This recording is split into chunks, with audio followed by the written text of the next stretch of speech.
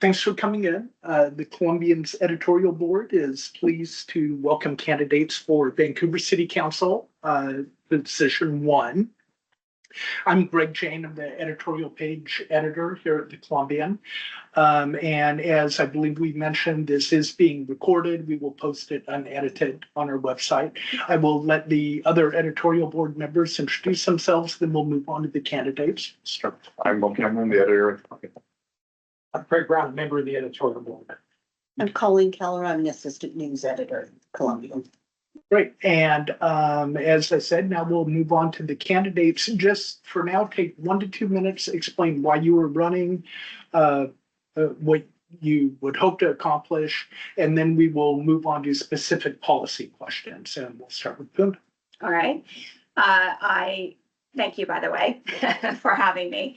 I grew up in Vancouver, graduated from Fort Vancouver High School, went to WSU, got a bachelor's from WSU. And then I went on to get my master's in psychology from University of Idaho. Afterwards, I went on to work at both the county and the state level in the mental health field as a behavioral specialist, providing individualized treatment, skills training, jobs training, and coming up with housing solutions. During my tenure with them, I was involved in, well, all sorts of things. So I was not involved in the deinstitutionalization process of the state hospitals in Oregon, but I was, however, involved in creating residential treatment facilities and community-based care settings. So folks that would normally go into the state hospital would be able to get diverted and go into these treatment programs around the state. I'm real familiar with public-private partnerships. I've worked on MOUs with various partners and worked collaboratively setting up residential treatment facilities with community partners, police, fire, psychiatric hospitals, and other folks. That's okay. We'll move on to specific. Okay, so I'm also a business owner. Was a business owner. I'm a business owner, and I've been involved in operating senior care facilities, dementia care, retirement homes, and so on. And I'm married, husband retired from the military, and I've got 2 children. I'm running for multiple issues. The first one is addressing. We'll move on to those. Okay. But thank you very much. And Kim, go ahead. My name's Kim Harless. I also go by Kim Harless Felix as my full Hispanic name. And I'm also Native American. Opapa is my tribal affiliation, and I'm your current Vancouver City Council member. And the first time I decided to run because community asked me to. People wanted to see a different voice on council, a different background, different experiences being represented. And I reluctantly was like, okay, sure, let's do this. Let's do this wild thing. And so we were successful in shaking up the representation on city council. And I'm really proud of what we've been able to accomplish in my first term so far. And I hope to be able to continue the work that we've started when it comes to the environment, housing, homelessness, economic vitality and improvements. We also have our comp plan that is wrapping up at the end of this year. So there's a lot of things that have started that I want to see through to their implementation, and also bring in some stuff that we haven't been able to succeed in implementing. Like I want to see continued improvements in home ownership in particular. It's been something I've been driving a lot, as well as transportation being a big one that we have the ability to do a lot more with. But I'll keep it there, nice and short. Well, thank you. And thanks again to both of you for joining us. Let's start out something both of you touched on in your opening remarks. One of the big issues is homelessness, which relates to housing, which relates to mental health issues. And we'll start with Puna. How do you think has the city effectively addressed that? What would you do differently? Well, like I mentioned, I've been in the behavioral health field for 30 years. And one of the reasons why I decided to run is I looked around in the community and I'm like, okay, I've got certain skills that can really help out. And one of it is my background in mental health. I see a number of things that need to improve. So starting with the goal is to get folks off the street. So I'm going to address, I mean, this is a multifaceted question, but I'm just going to address starting with folks that are mentally ill and have a drug addiction who are living out on the streets. I mean, clearly the goal is to get folks off the streets into treatment and then moving back into the community independently or with supportive housing. I've seen a number of issues that I think need to get tightened up. The first is treatment has to be individualized and you have to provide some sort of skills training. So let me give you an example. I went to one of the shelters and there was a couple there, they're getting ready to move out, but the barrier is he is unable to get a job. Well, I knew I couldn't get a job because, well, he thought it was because of some background stuff, but that wasn't it. He wasn't groomed properly. And I even made a comment to one of the workers over there that is going to be a barrier for him. So those and that's just giving an example, those kind of things need to tighten up because those folks are ready to move out into the community and other folks can move in. The second thing is we have a lot of community folks out there, but they're not intercommunicating and they're not working collaboratively, which is always a problem for treatment. So as an example, NAMI created this support group for folks and started calling community partners and asking them to send folks there. And they were getting resistance on people joining their support group. That's that goes into another tentacle. The third one is you have to collect data. So in other words, when you're providing treatment, you have to be collecting data on whether or not that treatment is effective. If not, because then you have to pivot onto the next one and the next one. It's the only way that you're going to know if something is working or it's not. And that's how you provide the best treatment to be able to get work. So let me go back to the beginning, and you talked about treatment. What kind of power does the city have to get people into treatment? What do you do if people decline to go to shelters or treatment or seek service? Well, let me give you the fourth one because that's a huge one, and that's accountability within the system. So the city's putting out money towards various organizations, but there isn't accountability. They need to be keeping track of data, with the graduation rates, so on and so forth. Because if you're giving money to somebody and there's only a 10% graduation rate, that signifies a problem, right? So we have to go in and fix it. To your question, it depends on if folks are mentally ill or folks have a drug addiction. And what I always say about folks that have a drug addiction is they need to just get that moment of clarity. So I have this woman who was on fentanyl and was homeless say to me, I was in fentanyl jail and I needed someone to help me break out. And I think that as a community, we have to be compassionate, give empathy, but there's got to be tough love in terms of trying to seriously encourage folks to be able to go into treatment and then have their buy-in. And just when I say buy-in, I just want to give you another example. I met this woman who's homeless. She said she's been in treatment for 9 times. And I said, well, some people could say time's up. You know, at what point are you going to start buying into getting the treatment? And so when I talk about buy-in from them, I think it's tough to get folks into treatment, but we have to give them incentives to get into treatment. And I promise you, and I do have experience in this, that once folks get that moment of clarity, they start to want to participate in treatment. And same thing with folks that are mentally ill. I mean, a lot of these folks need medication to start with. And once they get that medication in them, then they can start stabilizing, seeing things more clearly, and then treatment can be effective. Okay, thanks. We'll move on. Kim, has the city addressed this effectively? What do you hope to do differently? Yeah, so, first, it's technically, not the city's primary, they're not the primary person, well, not person, group of people, jurisdiction to address homelessness. That's supposed to be at the county and state level. But given that the city was seeing that measures were being taken at a level that we needed, we decided to step up. And that has shown up in a number of ways. First, with our affordable housing fund, it was recently, thanks to the voters, expanded to 10 million per year.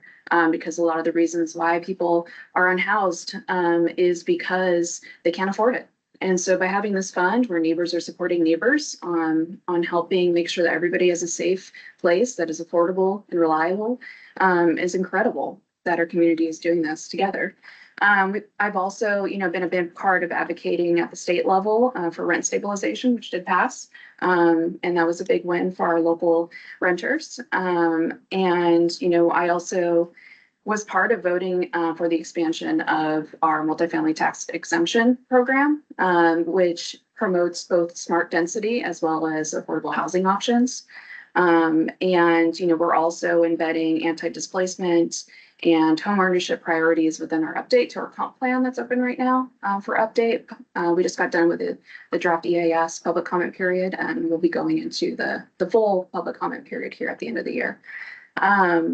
Also, we've opened the multiple safe stays, as mentioned, that you visited, and they're wonderful. And, when I first started, we only had one that was just opening.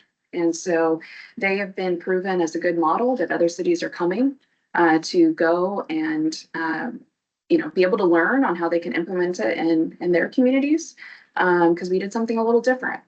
And we've also been expanding our HEART program, thanks to philanthropy and grants, and are now leading efforts to open a shelter that's going to open in 2026. It'll have wraparound services.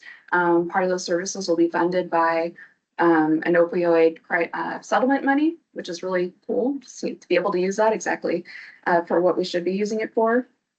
But I also want to get back to, people are unhoused or struggling with finding shelter because the number one reasons are not because they're addicted or because they're in a mental health crisis. It's actually because of domestic violence and the lack of affordability. And that data is out there. I mean, yes, absolutely. We are including wraparound services for every safe stay and the shelter. And that includes like mobile on-site visits from mental health crisis providers. But it also includes things like the Humane Society coming out and taking care of their pets, making sure they're okay, connecting them with resources to get their IDs, veteran services, et cetera, et cetera, et cetera. Sometimes people have just been in such a spot that the services that they've earned and deserved, especially our veterans, they haven't had an ability to tap into that. And so it's been phenomenal what we've been doing, and I really look forward to how we're going to continue that momentum. And real quick, I want to follow up. Puna, would you continue to support the Safe Stay program? Should it be expanded? Should it be drawn back? Well, that's a tough question. Safe stays have been effective to a certain point because the city didn't have anything to provide at the time that they were created. Generally, when you want to create programs, it's best if you want to try to serve the most people you possibly can with the resources you have. So ideally, what should have happened is there would have been this power of foresight or been in prevention mode of creating the 120 bed shelter that they're creating now and starting with that model instead.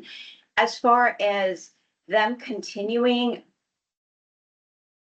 they're not cost effective. I mean, you've got 20 folks in one safe stays, you've got staff around the clock, and then the other issue is, which again, I don't have a problem spending money, but when you've got a lot of folks and are sleeping right around the corner, at some point we've got to start making things happen so we can address as many folks as we possibly can. But one of the issues is the safe stays, because they have portable toilets and showers and offices, it's costing a lot of money. It's running about $1.2 million per year. So if the safe stays are going to continue, then I would strongly recommend that they start putting in the plumbing to get out of this $1.2 million annual cost, because in 5 years it's going to be over $5 million. And again, for me, it isn't the money. We've got a lot of folks that we have to address, and you want to come up with the best way to address as many folks as you can with the money that you have. As far as the shelter is concerned, I think that's going to be a great addition. It's going to be 120 beds. The cost of operations is going to be $7 million, I think $6 to $7 million per year.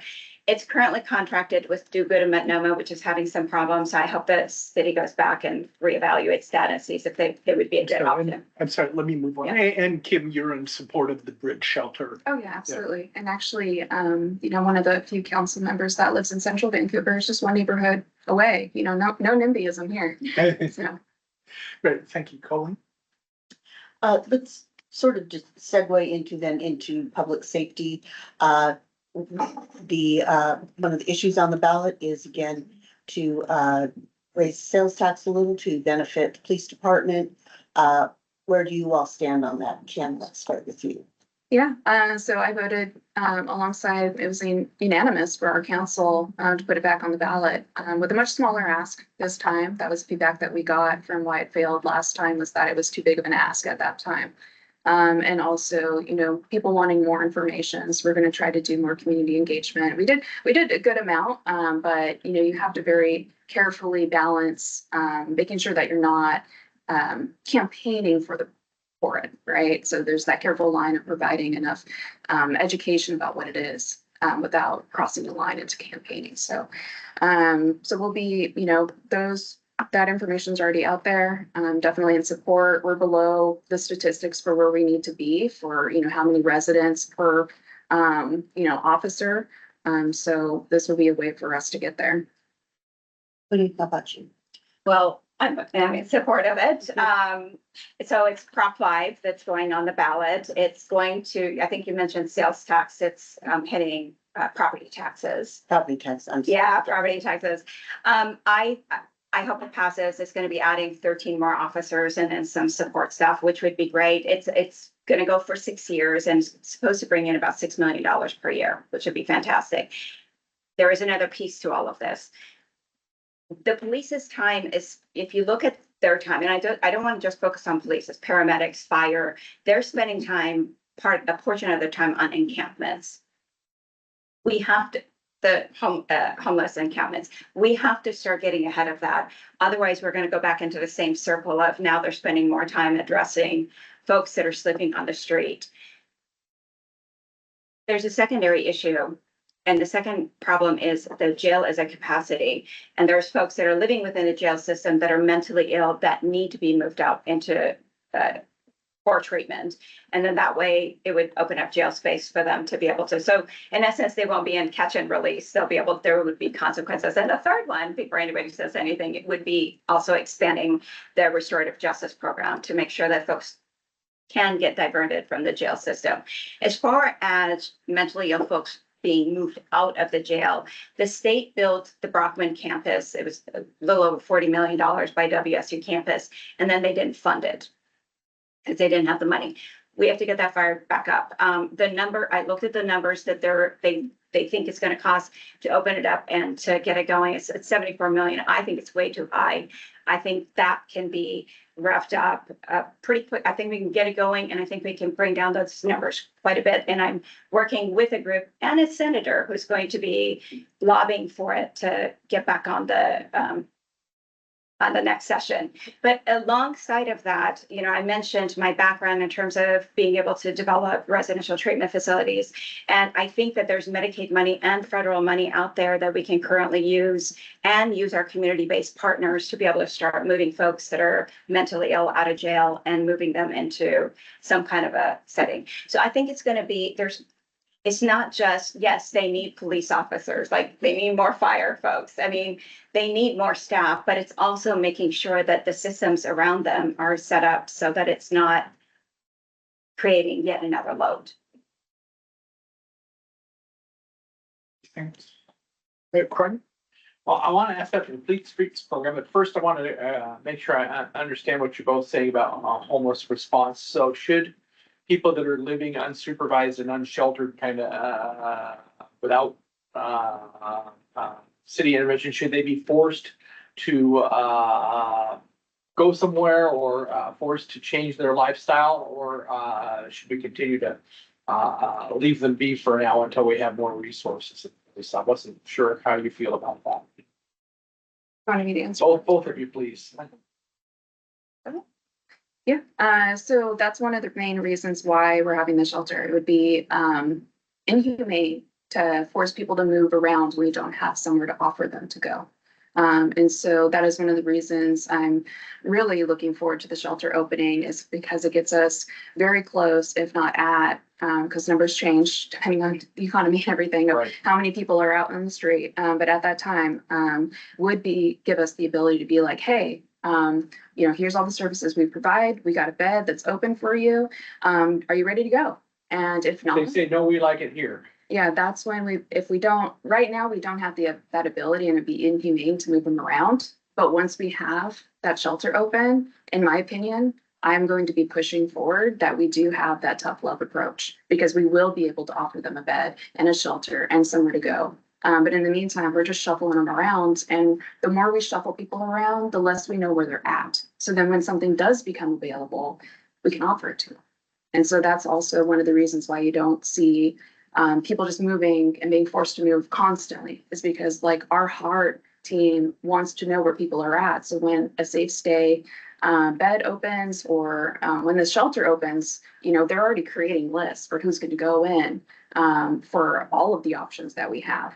So the answer is yes, but you know, it's very convoluted and complicated, this issue is. So yeah, we do need to have that tough love approach once we actually have an option to be able to provide them, to get them off the street. Okay, what are your thoughts? Well, the shelter only has 120 beds. So that's not It gonna gets get started. everybody, and it's not gonna rotate that fast. So it takes time to get folks in and get treatment. So we have to start working at the same time as this should have been, but we will need to start working on with our community partners to, and I mentioned the Medicaid money and some federal money that's available that we can start using towards moving folks in. As far as, because the 120 beds isn't gonna cut it. As far as, you know, she mentioned tough love, I totally agree with that. I come from the mental health background, and you gotta set up tough boundaries for folks. And the thing is that once people get into treatment, they're okay. I mean, I've worked with folks that have lived out on the street, and they've not wanted to try going into some kind of a residential treatment facility. And we said, just give us 1 week, you know, let's try it 1 week. And once they get in and they're on medication, and they've got skills training and treatment, and they start to level off and things start to go smoothly. I mean, I think I've worked just in the past year with 5 folks, and this is in Oregon, that have been homeless, and all 5 have come off the street. So I do think that we can get success out of this, but the 120 beds isn't gonna cut it. And I don't see a way Should we we build fast enough. a 520 bed shelter, or is something else?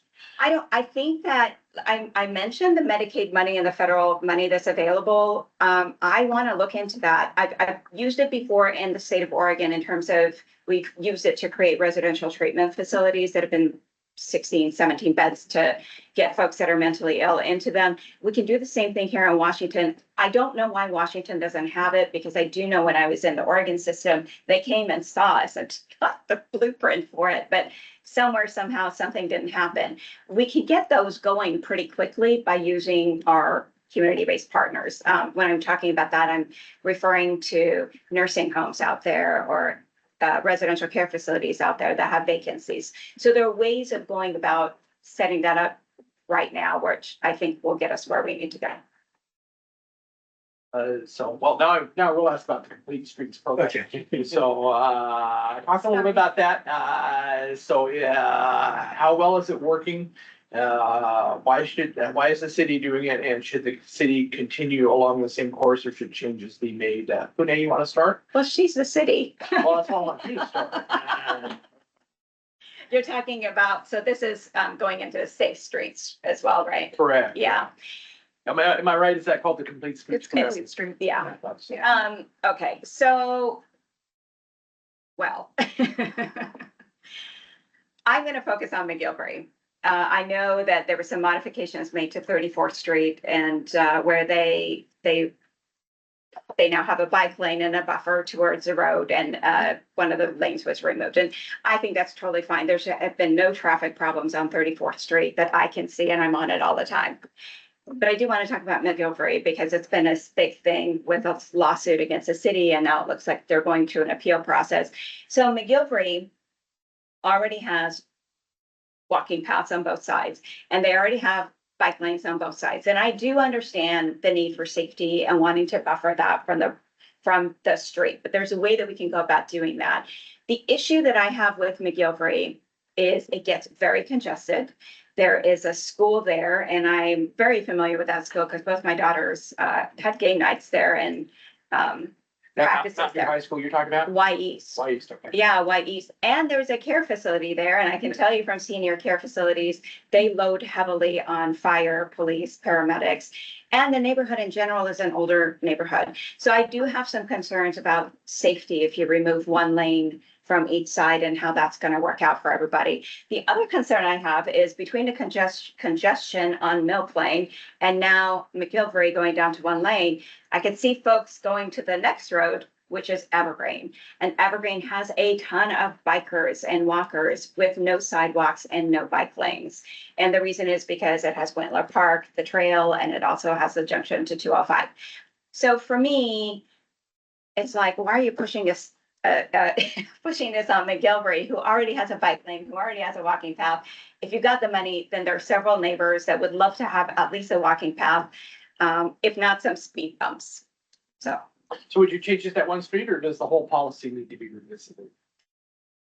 I think it needs to be visited on a case by case. So I know they've completed Columbia. Those neighbors were very upset, but that went through.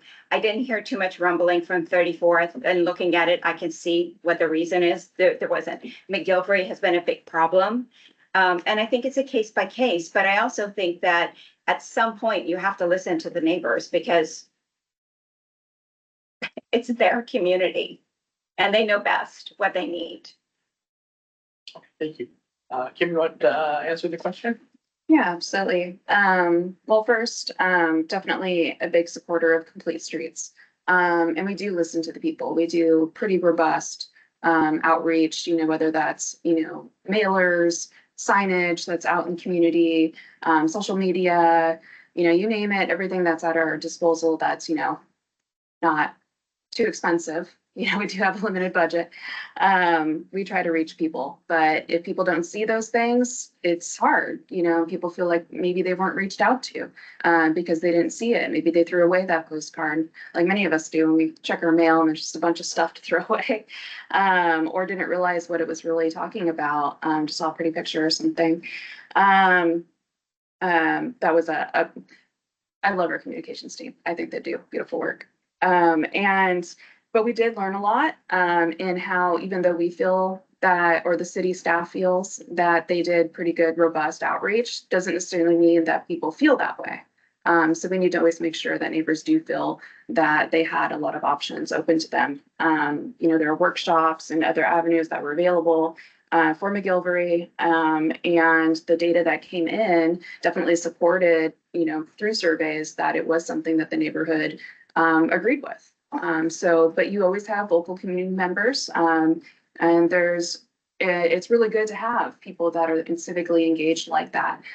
Even if there's disagreement, I'm really excited to see people civically engaged. And so again, lots of lessons learned, and I think, that project's not in yet. And so we'll continue to move forward in partnership with community. When it comes to. So you'd like the project to move forward as designed, is that what? Um, I don't want to read too much into what you just said. as it was proposed after staff came to us with the information, I don't have it in front of me, so I don't want to be too strict, but I do agree. We all voted as a majority with moving forward, but that always is in partnership with community, if that makes sense. But when it comes to complete streets, I've been a vocal advocate for multimodal transportation because my belief is that as long as driving is the only safe option, it's the only option people are going to choose.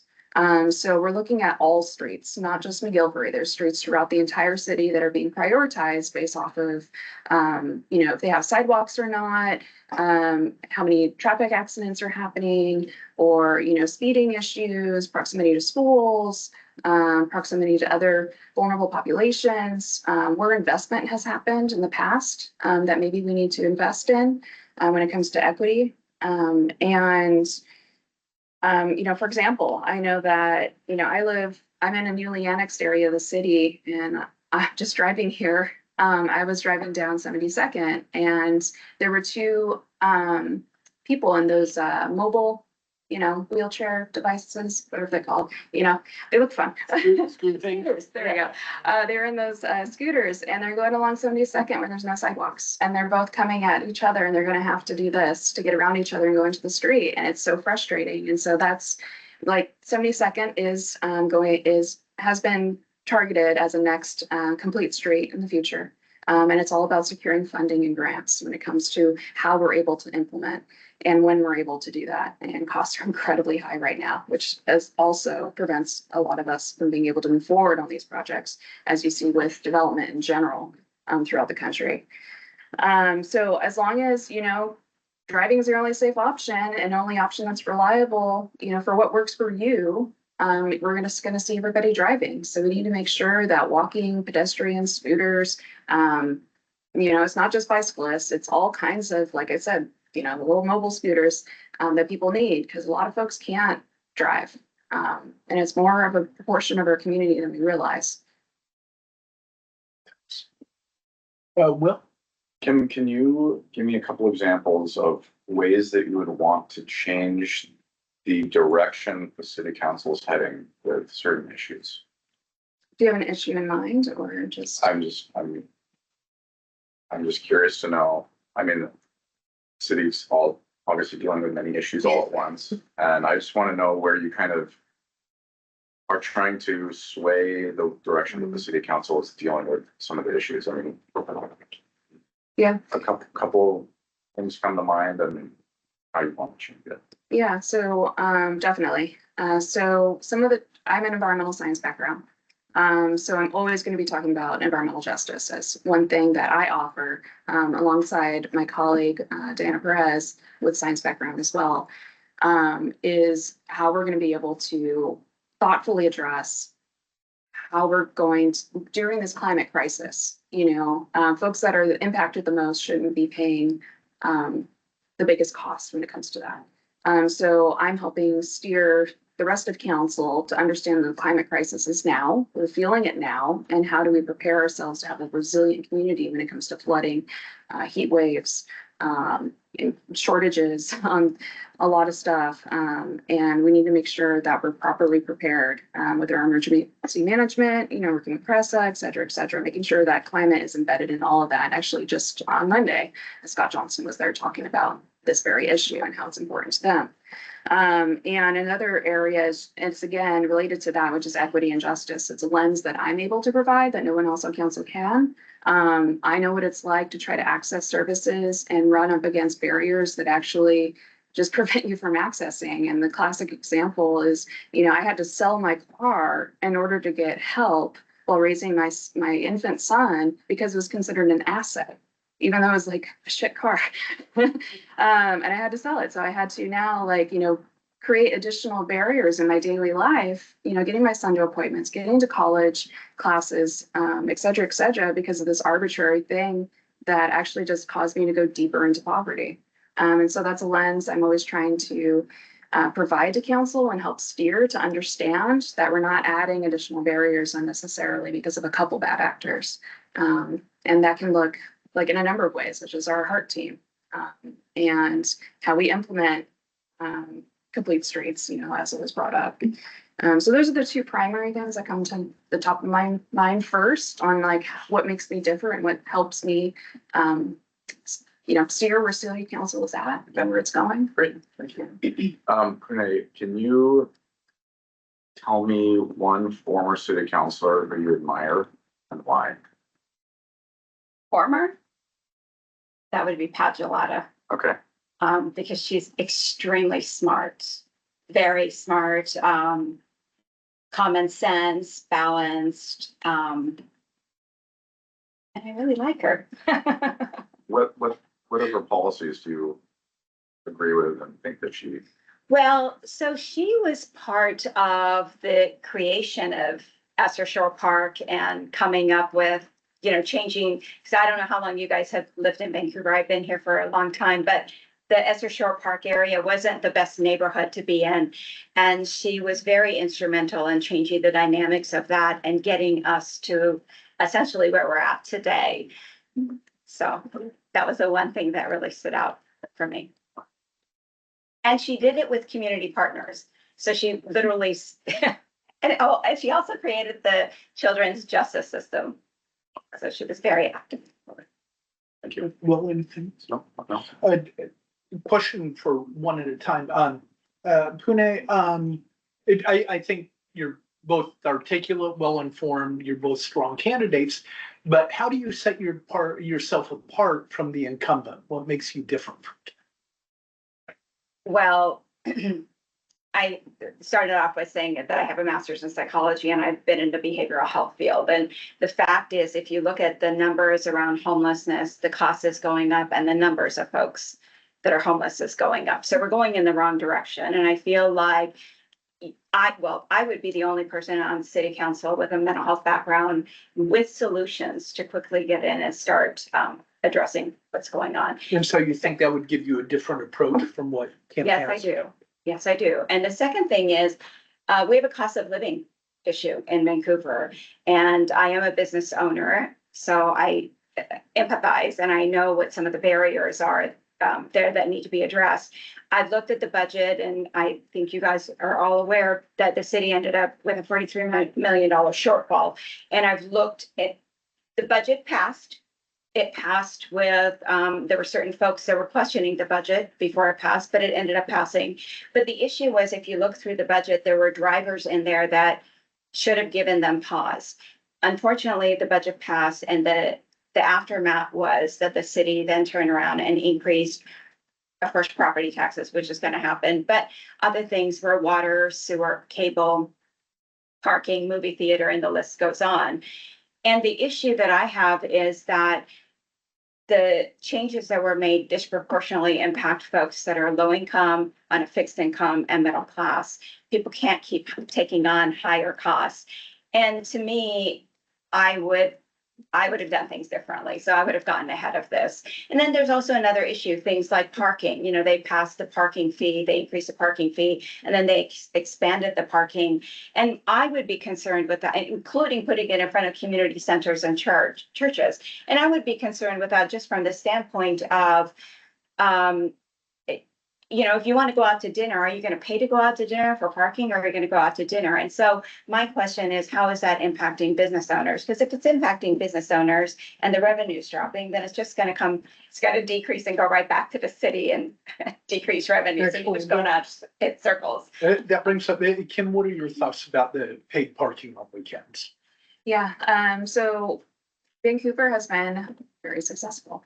And what has happened by having parking, where basically what it created was, you could come into Vancouver downtown and you could park on a Friday night and keep your car there all the way until Monday morning. And so imagine these parking spots filled that long on our busy weekends, not getting turnover, and it was definitely happening. Is there any data? How often was that happening? Well, there is data out there on turnover. And so there was very little turnover on the weekends. And so that was why staff came up to us and they're like, hey, we're reaching this tipping point. We're starting to see that, people aren't able to find parking to go to the farmer's market, to visit our downtown locations. We have very limited tools. And one of the primary tools you can do is to actually just start charging for parking on the weekends. And so that was an option that was presented to council. We took it very seriously, looking into it, and the data supported it. And so we've already gotten feedback from people saying like, hey, I was able to find parking much closer to the farmer's market this time. I was able to find parking to go and visit these locations. And right now it's just south. It's only one portion of downtown as kind of a test. And, that will come out with more data for us to continue to evaluate what further implementation would look like, or even, recess it farther. Maybe Sundays become free if the data doesn't support it, that they're paid. I know that was something both me and Councilmember Fox brought up. I was also concerned about some of the rules related to how you wouldn't be, if you paid for parking, say you paid for a parking spot, and you moved your car, and you're like, oh no, actually, this is not where we meant to go. We need to go to that other part of the city. You would have to pay for parking again. And I didn't agree with that. And neither did Councilmember Fox. However, we were outvoted. And so that went through regardless. And so, I think it's a tool that cities, don't take lightly on implementation, but it does improve that turnover, so more people can access the wonderful downtown that we have. That's people coming from all over, not just Vancouver residents, but people from across the river spending dollars in our community. Farther up north, east, west, people are coming to downtown Vancouver because it's beautiful and it's wonderful, and we want people to have access to it. Okay, thanks. And then my specific question for you is, you've been accused of unethical behavior regarding the awarding of city grants. What's your response to that? Well, first I want to explain that process. And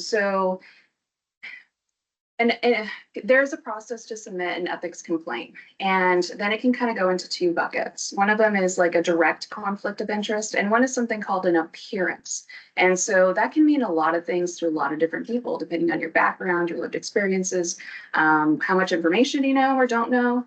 The process, so you submit it, the attorney, takes that complaint, submits a memo to city council.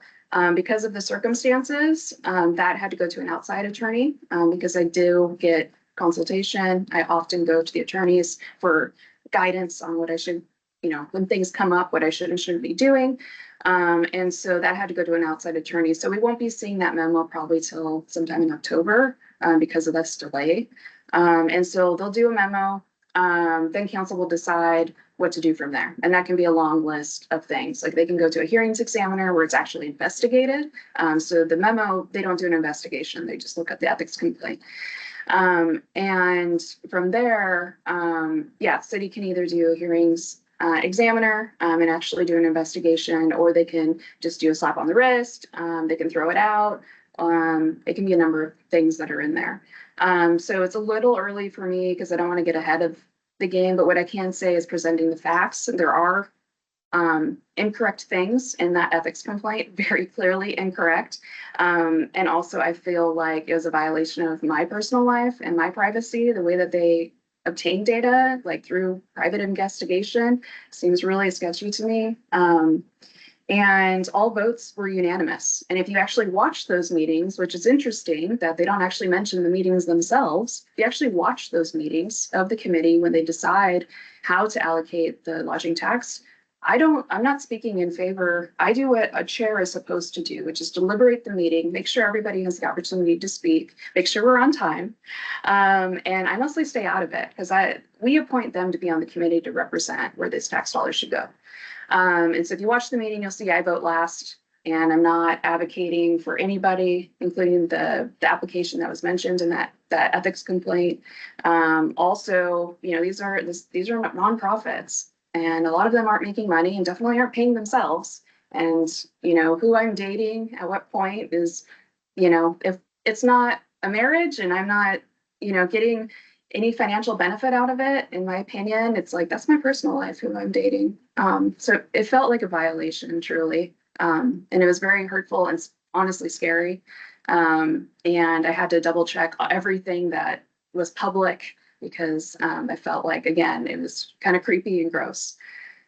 So again, all the facts are there. It was a unanimous vote. I was vote last. City council then voted unanimous. There were multiple touch points. I'm always talking to the lawyer about, hey, if there's ever anything that feels in any way could be something, I'm always checking in with them. And, not married, so there's no financial benefit. Going forward, do you expect you would continue to chair that meeting and vote in a similar situation? So I think that was one of the annoying aspects of this too, because they kind of jumped ahead in their accusations of where the status was of our relationship. And again, this is really awkward. I'm a very personal person.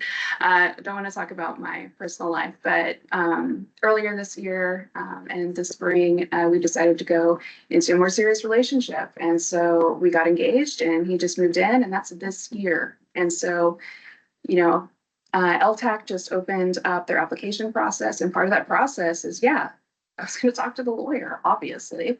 And, whenever there's anything like that, you always talk with your attorney. That's what the city attorney's for. So they kind of jumped ahead on my personal relationship, and that was my plan, obviously. And so, probably what will happen as far as, it's up to council. again, when that decision comes forward in October. If it does just, slap on the wrist or whatever that might be, I hope that I can continue to chair LTAC because of the huge strides LTAC has made under my being chair. So for example, when I first started, I was blown away at how subjective how the committee came to its decisions. It wasn't based on any metrics. It wasn't based on anything. It was just the committee just saying like, oh, this one sounds good. Oh yeah, I went to their event. It was awesome. Yeah, we should definitely give them money. And I was like, this is not cool. We need to put some processes in here. And so now we have a grading matrix. So depending on different categories, each committee member scores, like you would do like in an RFP process. And so now there's actually numbers assigned to the applicants so that the committee can be better informed on their decision making. And also Visit Vancouver helps with that economic footprint and actually double checking the application, because the application asks them like, how many hotel stays do you think that your event will produce? And we just would see these wild ranges and have no actual ability to figure out if they were where it wouldn't actually be. So now Visit Vancouver helps. We also have hotelers on the committee that help in figuring that out. So I would hope that I could continue with LTAC, because another one of the great successes I've made too was creating a smaller cultural access program as part of the grant. So instead of, you think of the Day of the Dead ceremony that's in Esther Shore Park, they would have had to go through the full grant process, which is a little cumbersome because again, you can get a significant amount of money with the right application. And like, the Hilton was, they used the LTAC money for years. So that's kind of the potential. So we have these processes in place, but that's not fair to these small cultural events, so we created a smaller, if you're only asking up to 5K, I think was last time, you don't have to go through that lengthy process for something that's definitely increasing our tourism. So those are two big wins. So I hope to be able to continue to chair that LTAC committee, but also if not, I feel like I left a good legacy. Great. Thank you. Colin? The I-5 bridge, of course, a huge issue here and will be for a long time to come. For both of you, how do you feel the city has managed its part in this so far? What would you like to see happen in the future as this bridge project progresses? Renee, let's start with you. Well, I can only, so it's outside of city council's purview right now. It's in the hands of ODOT and CTRAN. So I just want to clarify that. But Vancouver is part of CTRAN. It is, but it's not, city council is not, like, I don't think I would be, but let me tell you where it's at, because this thing changes every day to where I can't even keep up with it. So essentially there's a plan to put in a new bridge. And with that, the plans were to put in a light rail connecting for Vancouver to Portland. There was a grant associated with building the bridge and the light rail. That grant hasn't come in yet. So to my knowledge, they have not received the accreditation paperwork. Now, I do know that there was a bit of a snag in it because the cost for the light rail came in for the maintenance and operations costs, starting at about $21 million a year. That would equate to about $6.8 or $7 million going to the city of Vancouver, because it doesn't look like the partners are going to participate. To me, it sounds like from everything I'm hearing, that's given folks some pause as to whether or not they want to continue with the light rail or whether or not they want to go in with a dedicated lane with a speed bus that would be much cheaper. But that's where my understanding is that the discussions are at. But What would be your They don't personal have a credit. preference? Would you personally prefer light rail? Here's my concern. Vancouver is facing a cost of living problem. I mean, affordability is not there. People are struggling to pay their bills.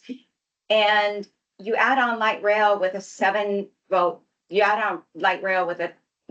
million to Vancouver, essentially. And, I've worked in government, so that's starting. It could keep climbing after that. And we don't know what happens in 5 years.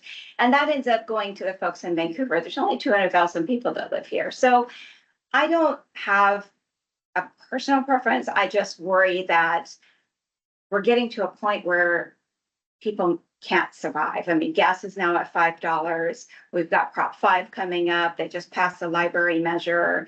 The city just put in all these cost of living increases. essentially. We're having an affordability problem with housing. So I just don't know how much, so to answer your question, it's not a personal thing. For me, I'm concerned about how are folks gonna hang on. Cody. Kim, what's your take on I-5 bridge? Yeah, this, as just mentioned, the city doesn't have a very direct, however, we do sit, on C-Tran, which is a big part. And that's going through its situation right now. And, part of that is, I believe it was last meeting, was able to push forward that C-Tran could, have talks with TriMet about what that might look like. It doesn't commit them to doing any funding, but it at least allows a conversation, which you don't know where you're at unless you actually have a conversation. I definitely support, we need a bridge. It needs to happen. That thing's gonna collapse any little shake or rumble, and then we're gonna be disconnected. As that's a major thoroughfare for how we access emergency services. Lots of families have, family members of both sides of the river. It is a huge, huge problem when it comes to our safety in this community. Having that lifeline be just dropped at the littlest shake. And so we need a bridge. We needed it 10 years ago. We needed it a long time ago. And I definitely support light rail. And that we need to plan for the next, 7 generations. We need to think into the future about what our community needs and what that looks like. And we need to make investments now, and figure out how we're going to make that pencil out. But starting at a place where it's just a no, you're not going to reach that. So I want to start with a yes, and continue to have conversations and deliberations on how we get to that yes, because that should be the goal. Because we need to, again, plan for the future. And it, as was related to something I talked about earlier, which is as long as driving is your only safe option, it's the only option you're going to choose. So we need, right now there is some rapid bus transit, or express services over the bridge, and there will be more rapid bus transit as planned. But it's also not safe to bike or walk across that bridge right now. I dare anybody to do that now. It is not fun, and very scary. And so it's not just about light rail, it's about all modes of transportation and providing the freedom of choice when it comes to how you want to get from point A to point B. And it'll open up Vancouver to being to more people, to be able to introduce to the vibrancy that we have here, to have tourism here. And it'll open us up to that next stage of where the city is going and growing to become. And I think we need to make sure we're planning for that and not stalling and trying to stay with where we're at right now, because we always have to have a growth mindset. You think anything else? I've got a question. So the Trump administration has been asking state and local government to downplay its DEI initiatives at the risk of even using federal funding. What should the city of Vancouver's response be to that? Kim, you want to take a crack at that? Yeah, we've already stated our response.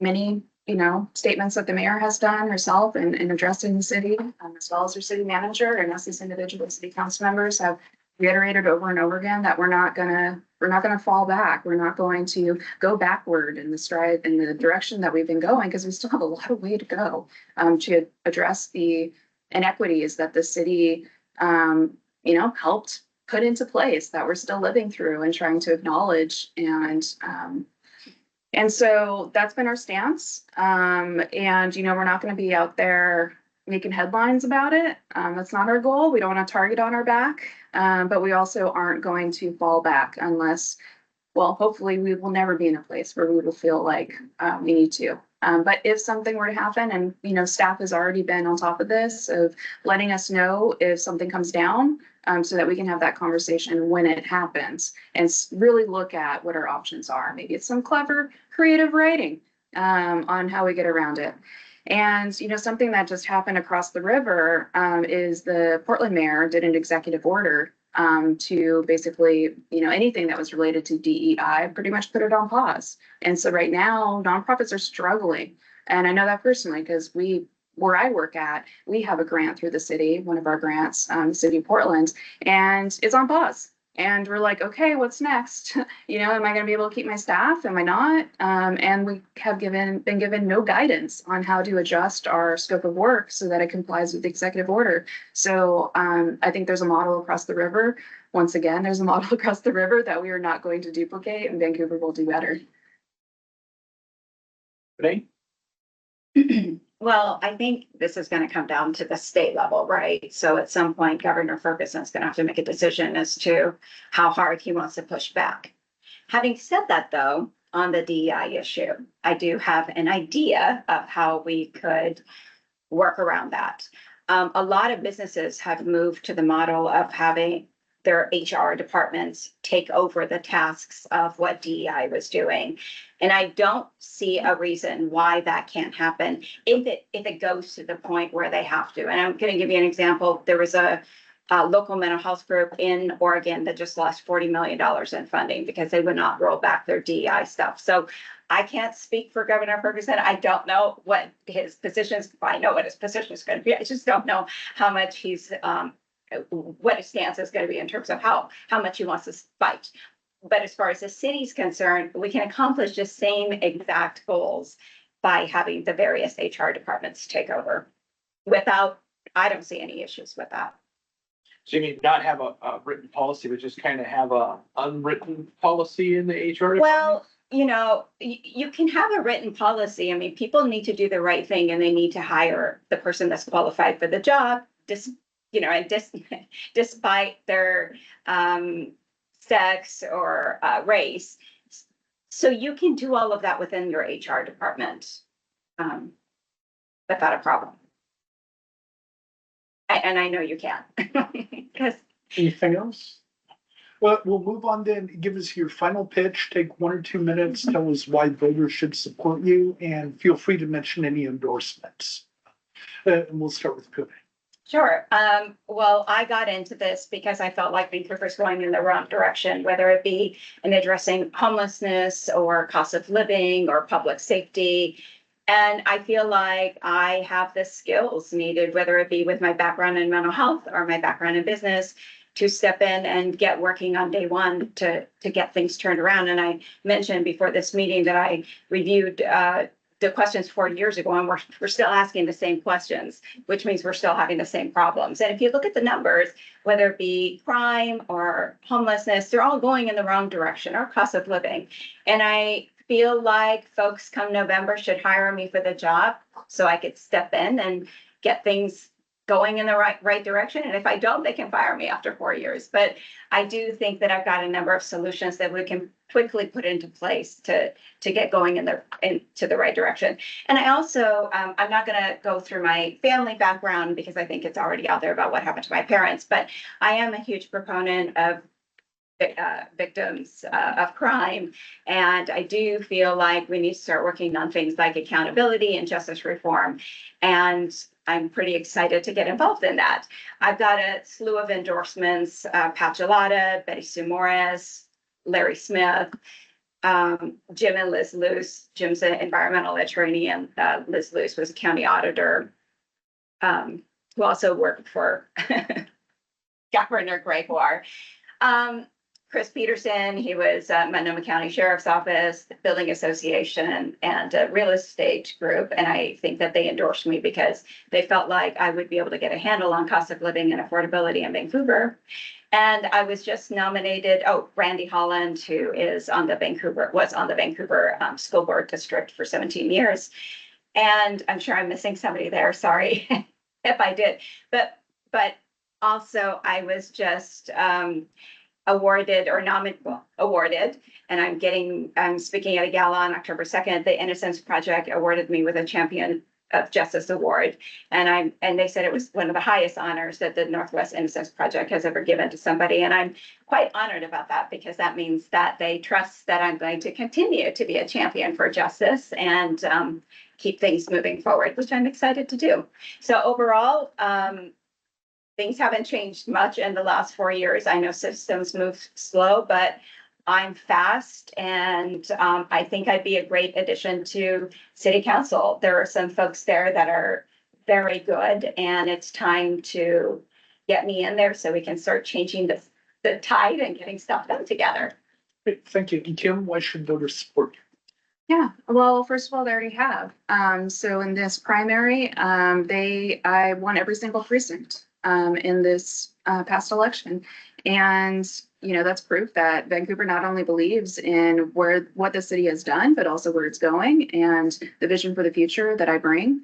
When it comes to cost of living, I absolutely in agreement. You know, cost of living is a huge issue throughout the nation, and especially in this region. And one of the issues actually that not everybody knows about is our Washington State Constitution. And that Constitution, it is illegal to tax income. And why that's important is because it means that our only solutions to getting revenue to provide services for the community are what's called regressive solutions. And so that's sales tax and property taxes. And it exacerbates the issues of wealth inequality and income inequality that are rampant throughout the country. It's at unprecedented levels. And it's really frustrating that, you know, when we're trying to fill gaps and you know, keep our levels of service, especially with public safety, or, you know, to have an increase and meet where we want to be, that my only tools are regressive tax solutions. And that makes the cost of living situation worse. And it's frustrating. And so me, you know, working with others, we're going to be trying to come up with better solutions. And that's going to include lobbying at the state level. And, you know, I've been doing that already, utilizing my position. And, you know, I do have the endorsement of a number of Washington state representatives and senators, such as Adrian Cortez, Sharon Wiley, Monica Stonier. In addition, you know, that's really helpful when you have a majority of the 49th that is in support of you and part of the 18th too. I'm also endorsed by Councillor Will Fuentes. I've known Sue Marshall for a very long time. And when we did food justice work together and agricultural work together. And so I have a good relationship with our county council already too. And also I have a good relationship with my fellow council members. So I am endorsed by Deanna Perez and Ty Stover. And, you know, we continue to work together to try to get these issues solved and move forward. And I'm really proud of that, you know, my council members are supporting me. Also endorsed by our public safety. So both the firefighters as well as the police union are in support of me. And, you know, I've been a strong advocate for ensuring that our community is safe and doing it through a lens that includes equity as well. So I'm really proud to have endorsements from what some would consider both sides of the aisle in a sense. You know, supporting officer wellness while also accountability is really important for this community. And also a majority of our Vancouver Port Commissioners also have endorsed me. So that's Don Orange and Eric LeBrant. Also former county council member Temple Lentz has endorsed me. Also endorsed by our environmental groups such as Sierra Club and our housing groups such as the Washington Housing Alliance Action Fund. And very importantly, in addition to the Vancouver Firefighters and Police Union is the Central Labor endorsement as well. So they've all been huge advocates, helping make sure that I stay in office and continue the work that I've started. There's a long list, an even longer list that's on the website, so I encourage you to go there. So I just keep going and going.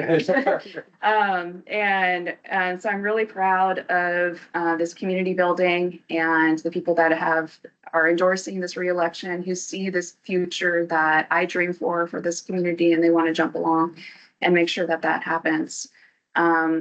I'm proud of who I am and where I've come from and who I've come to be. And I just want to offer that back to community, the experiences and the skill sets, and especially the skill sets I've learned in the last 4 years, because those are just insanely valuable. So you're not starting from scratch. And so, yeah, I look forward to re-election and continuing everything that I've started.